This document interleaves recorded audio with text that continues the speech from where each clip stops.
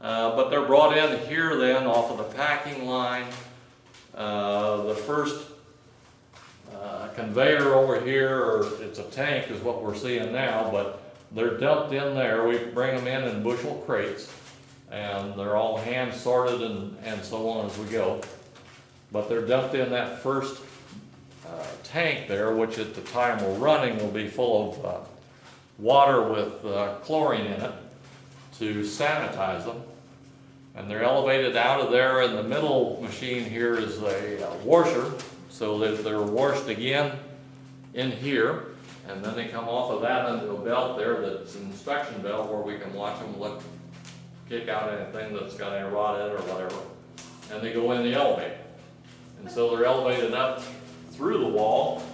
In the wintertime we don't heat the room back there, but this room is heated because we use water all the time to clean up and wash things up and so on. So, but they come out the elevator here and they fall down to here.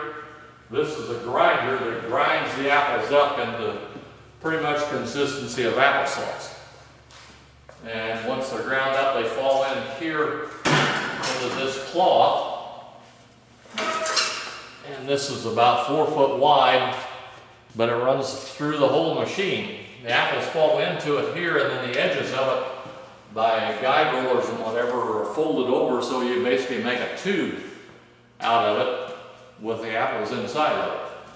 And then that whole cloth runs just like a belt all the way around here. These are all rollers here that progressively get tighter against a big drum in the middle. And so as it progresses all the way around there, it squeezes the juice out, but the apple pummy, as we call it, the part that's left, the core, the seeds, the skin, and the apple parts remain in there, and the juice flows out. And the pummies come up here, and there'll be one of these white dumpsters will sit underneath here and collect the apple part over there. The juice falls in a pan underneath here, and then we pump it from this room into the room over here. And we've got dairy tanks in there, or we're bulk tanks for dairy that we use to store the cider. And we cool it down. We typically will run it in there, cool it down.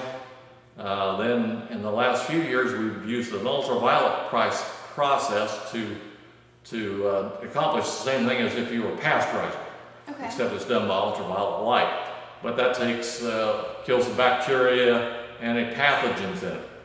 And so then it's put back in another tank that's clean and stored overnight. And that lets the sediment settle out. And then the next morning we'll come in and we'll pump it out of there and jug it. So once it's jugged, it's put in large bins and put in the cold storage. And then we use it in the market as we need it from that. But we make typically about 800 gallons each time, and when the busy season we'll make at least twice a week.